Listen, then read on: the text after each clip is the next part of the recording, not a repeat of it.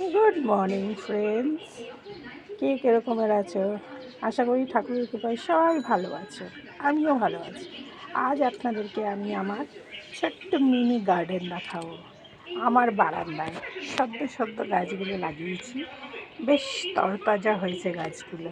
অনেক দিনই লাগিয়েছি, ভাবছিলাম কতদিন শেয়ার করব, শেয়ার করা আর হচ্ছিল না, তাই আজকে ভাবলাম একটু শেয়ার করি। দেখো, এইটুকুটুকু গাছেও ফুল ফুটেছে, কি সুন্দর।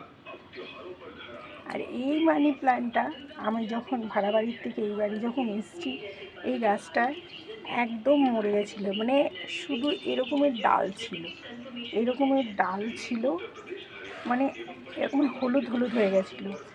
সেখান থেকে আমি জল ফেলে মাটির মধ্যে ডালগুলো পুঁতে দিয়ে দেখুন তারপরে কি সুন্দর বেরিয়েছে এরা। সেই জন্য ভাবলাম আপনাদের সাথে শেয়ার করবো। আর এটা আমার বড় মানি প্ল্যান্ট, আর এটা আমার তুলসী গাছ, যাকে আমি পুজো করি।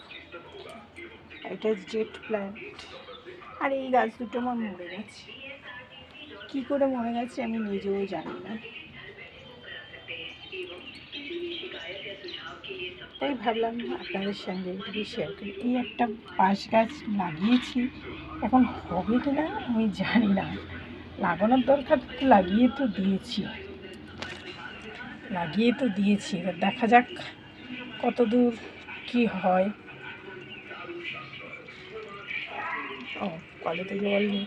এটা হচ্ছে স্নেক প্ল্যান্ট, আর এটা হচ্ছে পরগাছা, যাকে বলে অর্কিড।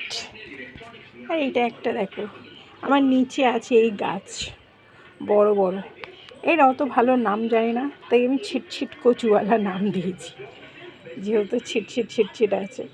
নিচে আছে, এখানে কোথার থেকে একটা ছোট টুকরো এসে নিজেই হয়েছে, এটা আমি লাগাইনি, এটা আর হয়তো মাটির সঙ্গে চলে এসেছিল, সেখান থেকে হয়েছে।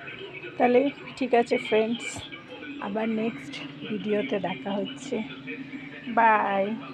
এটা আমার মিনি গার্ডেন। By friends.